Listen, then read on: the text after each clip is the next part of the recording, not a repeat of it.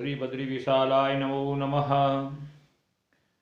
सर्दी कड़ाके की चल रही है और सभी प्राणी मात्र अस्त व्यस्त हैं। सर्दी का ध्यान रखते हुए आगे बढ़ना है। भगवान श्री राम जनार्दन त्रिलोकी के नायक, जिनके रोम रोम में कोटि कोटि ब्रह्मांड लगे हुए हैं, ऐसे प्रभु का अवतरण होने जा रहा है। अयोध्या पुनः समस्त भूमंडल का केंद्र बिंदु बनने जा रहा है। ऐसी स्थिति में हमेशा प्रभु का गुणगान करते हुए जीवन को आगे बढ़ाना चाहिए, क्योंकि ये जो जीवन है कब समाप्त हो जाए इसका कोई अता पता नहीं है। देखने को मिलता है हानि लाभ जीवन मरण जस अपजस विधि हाथ, यानी हानि लाभ जीवन और मरण, जस और अपजस, ये जो 6 चीजें हैं ये परमात्मा ने अपने हाथ में रखी है और सब प्राणी को दे दिया, मनुष्य को दे दिया, लेकिन ये 6 चीजें जो है भगवान ने अपने हाथ में रखी है। आज मृत्यु के बारे में बात करेंगे। कल युग के अंदर चक्रवर्ती सम्राट सूर्य वंश में वीर विक्रमादित्य हुए। चक्रवर्ती सम्राट कलयुग के अंदर ये एक ही राजा थे जो हुए, इनके चक्रवर्ती लगा और इन्हीं के नाम से संमत आरंभ हुआ। ये बड़े न्यायप्रिय और अपनी प्रजा को परिवार की भांति पालन करने वाले न्यायाधीश थे, राजा थे। अपनी प्रजा कष्ट तो नहीं भोग रही है या मेरे जो राज कर्मचारी है उनके द्वारा पीड़ित तो नहीं है, इसकी जानकारी लेने के लिए विक्रमादित्य स्वयं वेश बदल करके रात को अपने नगर में या अपना राज्य की जो सीमा रेखा थी वहां तक भ्रमण करने के लिए निकल जाते थे रात में, और सामान्य वेश बना करके कोई पहचान न पाए कि मैं यहाँ का राजा हूं, और पब्लिक में अंदर जा करके उनके हाल चाल जानते थे। राज्य के द्वारा कोई प्रेषण तो नहीं है या राज्य का कोई ऐसा आदेश तो नहीं है जिसके आम पब्लिक को परेशानी हो रही हो। तो एक दिन वीर विक्रमादित्य अपनी प्रजा का हाल जानने के लिए वेश बदल करके निकलते हैं और घूमते घूमते घूमते भोर होने को आई, प्रातःकाल के 4 बज जाते हैं, ब्रह्म मुहूर्त हो जाता है। थोड़ी थोड़ी लालिमा सूर्य की दिखाई देने लगती है। उसी समय घूम करके जब राजा आ रहे थे तो उन्होंने देखा उन्हीं के नगर का एक व्यक्ति एक कुल्हाड़ी लेकर के जंगल में जा रहा है लकड़ी काटने के लिए। राजा ने उसका धीरे धीरे पीछे से पीछा किया तो जाकर के देखते हैं कि वो लकड़हारा पेड़ काटने के लिए एक पेड़ पर चढ़ जाता है और अचानक राजा को एक रीछ आता हुआ दिखाई देता है। वो रीछ उसी पेड़ पे जाकर के चढ़ता है जिस पेड़ पर वो लकड़ी काटने के लिए व्यक्ति चढ़ा था। ऐसा देख करके राजा अचंभित हो जाता है कि रीछ तो पेड़ पे चढ़ ही नहीं सकता, ये ऐसा कौन सा रीछ है जो पेड़ पे चढ़ रहा है। और जो ही रीछ ऊपर जाता है और उस लकड़ी काटने वाले व्यक्ति को दिखाई देते वो अपना होश आवाज खो देता है और उस टहनी से गिरकर प्राण छोड़ देता है, मर जाता है। गिरते प्राण निकल जाते हैं और वो रीछ वहां से उतर करके तुरंत एक सुंदर युवती का वेश धारण कर लेता है। अब यह देख करके राजा जो विक्रमादित्य थे वह सोच में पड़ गए कि ये कोई सामान्य रीछ नहीं हो सकता, ये कौन है जो मेरी नगर के अंदर मेरी प्रजा को इस प्रकार दुखी कर रहा है। अभी देखते ही देखते मेरे आंखों के सामने इसने डरा करके उस व्यक्ति को मार दिया और उसको नीचे उतर के खाया भी नहीं, और भेष बदल करके एक सुंदर युवती का रूप धारण कर लिया इसने। वो युवती आगे बढ़ती है और जाकर के एक कुएं के पास में जाकर के बैठ जाती है। राजा उसका पीछा करता हुआ कुछ दूरी बना करके छुप करके देख रहा होता है कि मैं देखता हूं ये आगे क्या करती है। संयोगवश सामने से उसी राजा के दो सिपाही अपनी ड्यूटी निभा करके आ रहे होते हैं और दोनों भाई बातें करते हुए आ रहे हैं। और उस युवती को देख करके छोटा भाई कहता है कि देखो भैया कितनी सुंदर औरत है, कितनी सुंदर युवती है। उसको देख करके बड़ा भाई भी अचंभित रह जाता है और दोनों आपस में चर्चा करते हैं। छोटा भाई कहता है कि इससे मैं विवाह कर लेता हूं। तो बड़ा भाई कहता है कि नहीं, तू कैसे विवाह कर लेगा बड़े भाई के होते हुए, मैं भी तो कुंवारा ही हूं, मेरी तो शादी नहीं हुई है, तो पहले बड़ा का नंबर आना चाहिए, इससे तो मैं विवाह करूंगा। दोनों में विवाद होता है और विवाद होकर के आखिर में वो सोच समझ के विचार करते हैं कि अपन क्यों लड़ रहे हैं, अपन उसी के पास चलते हैं और जिसको वो चुनेगी वही शादी कर लेगा। ऐसा विचार करके दोनों भाई उस कुएं पे बैठी हुई युवती के पास जाते हैं और जाकर के बड़ा भाई पूछता है कि हे सुंदरी, तुम कौन हो, कहाँ से आई हो और यहाँ किस लिए बैठी हो, तुम्हारे साथ और कौन है। तो वो बोलती है कि मैं मेरे पति को ढूंढने के लिए आई हूं। तो तुम्हारा पति कहाँ गया, कब गया। तो युवती बोलती है कि अभी मेरी शादी नहीं हुई है, मैं मेरे लिए अच्छे सुयोग्य वर का चयन करने के लिए आई हुई हूं। तो वो दोनों प्रफुल्लित होते हैं और कहते हैं कि हमसे शादी कर लो। बड़ा भाई तो अपनी बात करने लगा, छोटा भाई अपनी बात करने लगा। हम राजा के सिपाही हैं, राज कार्य में हमारी ड्यूटी है और हमको हर माह इतना वेतन मिलता है। लेकिन युवती कहती है कि तुम दोनों में से जो बलशाली होगा उससे मैं विवाह करूंगी, जो युद्ध में पारंगत होगा। अब दोनों भाई आपस में अपनी अपनी तलवारें निकाल करके अपना शौर्य दिखाने लगते हैं और देखते ही देखते दोनों भाई कब आवेश में आ जाते हैं, अपने आप को सही सिद्ध करने के लिए, वीर सिद्ध करने के लिए लड़ते हैं। और यहां तक लड़ते हैं कि दोनों आपस में एक दूसरे को मारने के लिए आतुर हो जाते हैं और देखते ही देखते दोनों भाई आपस में एक दूसरे की तलवारें को घुसा देते हैं और एक दूसरे का वध कर देते हैं। ऐसा होते ही दोनों मारे गए। वो युवती वहां से तुरंत एक भयंकर काले नाग का वेश बनाती है और काला नाग बनकर के वो क्षिप्रा जो नदी है उसके तट पर, उसके किनारे किनारे चलने लगती है। राजा देखता है कि अभी तो ये रींच बनी हुई थी, अब युवती बन गई और अब महाभयंकर काला सांप बन गई।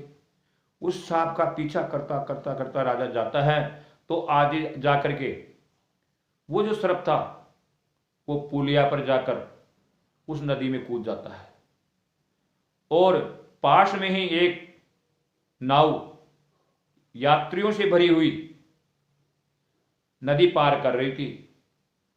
तो जाकर के उस नाव में चढ़ जाता है और इस भयंकर सांप को देख करके नाव में अफरा तफरी मच जाती है और अपने प्राण बचाने के लिए सब व्यक्ति इधर उधर होते हैं और देखते ही देखते वो नाव पलट जाती है और जिन व्यक्तियों को तैरना आता था वो तैर करके नदी पार कर लेते हैं और काफी लोग उसमें से जो है डूब करके मर जाते हैं। उन व्यक्तियों को मर जाने के बाद वो जो सांप था तैर करके किनारे पे आ गया और आकर के एक बूढ़े ब्राह्मण का वेश बना लिया। अब राजा से रहा नहीं गया कि अब ये बूढ़े ब्राह्मण का वेश बना चुका है जो भी है, अब मेरे को इससे बात करनी चाहिए। ये मेरे नगर में ऐसा कैसे कर सकता है, ये कौन है, कहां से आया है, इसकी जानकारी मेरे को लेनी चाहिए। तो राजा उसका पीछा करता हुआ तेज चल करके उसके पास पहुंचता है और जाकर के प्रणाम करके कहता है कि हे महात्मन, हे ब्राह्मण देव, मैं आपको दंडवत प्रणाम करता हूं। और वो जो बूढ़ा ब्राह्मण था वो आशीर्वाद के लिए अपना वरदहस्त ऊपर करता है और दीर्घायु का आशीर्वाद देता है। राजा बोलता है विक्रमादित्य कि हे ब्राह्मण, आप कौन हो? वो बोलते हैं कि मैं एक बूढ़ा ब्राह्मण हूं। कि आप ब्राह्मण नहीं हो तो तुम मेरे बारे में जानते हो तो फिर क्यों पूछते हो? ब्राह्मण बोलता है कि मैं आपके बारे में नहीं जानता हूं, तो फिर आपको कैसे पता कि मैं ब्राह्मण नहीं हूं? राजन बोलते हैं कि हे महाराज, जब आप वहां रीछ बन करके आए थे और वो व्यक्ति पेड़ से गिर गिर के मारा गया, फिर आपने सुंदर युवती का वेश बना करके उन दो भाइयों को मार दिया, फिर नाग बन करके इतने लोगों को आपने इस नदी के अंदर मरवा दिया, तो आप हो कौन? ये क्या किए जा रहे हो? लगातार आप प्रत्येक व्यक्ति का प्राण लिए जा रहे हो। कौन हो आप? मैं आपकी जानकारी लेना चाहता हूं। तो ब्राह्मण कहता है कि इस वीर विक्रमादित्य, आपको मैं पहचान चुका हूं और आपके शासन का जो सीमा रेखा है उसमें मैं आया हुआ हूं। तो राजा विस्मय भर गया कि ये कोई सामान्य ब्राह्मण तो है नहीं जो मेरे को पहचान चुका है। तो पहचानते ही राजा कहते हैं कि आप मेरे को पहचान ही चुके हो, तो आप मेरे को जो आप कर रहे हो उसके बारे में जानकारी दो। तो वो मना करते हैं कि नहीं, मैं नहीं बता पाऊंगा। लेकिन जब राजा नहीं माना तो वो कहता है कि हे राजन, आप नहीं मान रहे हो तो बताना ही पड़ेगा, क्योंकि जो प्रमुख 4 हट है ना, उसमें से एक राजहट भी है। प्रमुख 4 हट कौन कौन से होते हैं? बालहट, त्रियाहट, राजहट और एक हट और होता है, अभी मेरे विश्व में याद नहीं आ पा रहा है। तो उन 4 हटों में से जो राजहट है वो आप कर रहे हो तो आपको बताना ही पड़ेगा। ब्राह्मण कहता है कि मैं काल हूं, और जब कोई व्यक्ति की मृत्यु आती है तो उसकी मृत्यु कैसे होनी है, किस अवस्था में होनी है, कौन सी जगह पर होनी है और कौन से समय होनी है, ये सब पहले से ही निर्धारित होता है। जब व्यक्ति जन्म ले लेता है तभी से उसकी मरने की जगह, मरने का कारण और समय, ये तीनों चीजें फिक्स हो जाती है। और उन व्यक्तियों को उसी समय, उसी अवस्था में, उसी परिस्थिति में मरने के लिए मैं उनके लिए वैसी व्यवस्था बैठाता हूं। मेरा नाम काल है। धर्मराज जो है वो आदेश देते हैं भगवान शिव के अनुमति से, क्योंकि भगवान शिव ही संहार करता माने गए हैं। संहार करने का काम भगवान शिव के अधीन है। तो जो धर्मराज है वो भगवान शिव से आज्ञा लेते हैं कि फला व्यक्ति की मृत्यु निकट आ गई है तो उसकी मृत्यु की व्यवस्था कर देता हूं। भगवान शिव जैसी आज्ञा देते हैं। फिर धर्मराज चित्रगुप्त को कहते हैं और चित्रगुप्त मेरे को आदेश करता है कि फला व्यक्ति की मृत्यु आ रही है और उसकी ऐसी व्यवस्था करनी है, तो उसकी मृत्यु के अनुकूल ही व्यवस्था करने के लिए मैं यहाँ व्यक्ति के पास पहुंच जाता हूं। तो व्यक्ति कैसे मरना है, कब मरना है, कौन सी जगह मरना है, उसकी व्यवस्था में बैठाता हूं। इतना जान करके जो विक्रमादित्य थे वो बड़ा अचंभित हुए और उनके चरणों में गिर गए लकड़ी की तरह और प्रणाम करने लगे दंडवत कि आप मेरी मृत्यु के बारे में भी बताइए। एक प्रश्न में और आपसे पूछना चाहता हूं। तो जो काल थे वो मना कर दिया कि नहीं, मैं नहीं बता पाऊंगा, ये बताना भी नहीं चाहिए। लेकिन जब राजा नहीं माना तो काल कहता है कि आपको मैं इतना ही बता पाऊंगा कि आपकी मृत्यु कैसे होगी, ये नहीं बताऊंगा कि कब होगी, कितने समय के पश्चात होगी। तो राजा कहता है कि ऐसा क्यों करते हो आप? कि ऐसा इसलिए करता हूं कि अगर मैं आज आपको कह देता हूं कि फिलहाल समय पर आपकी मृत्यु होगी, तो उस समय के बारे में सोच सोच करके आप आज से ही मरना चालू कर दोगे। क्योंकि चिंता जो होती है ना, वो चिता से भी भयानक होती है। चिता मुर्दे को जलाती है, चिंता तो जिंदे को ही जला देती है, और आप रुग्ण हो जाओगे। और जो आपको राज कार्य भी काफ़ी करना है, शासन चलाना है आपको, और काफ़ी कीर्तिमान आपको अभी स्थापित करने हैं, वो कैसे हो पाएंगे। अतः मैं आपको ये बता सकता हूँ कि आप किस प्रकार मरोगे, बाकी कब मरोगे ये मैं नहीं बताऊंगा।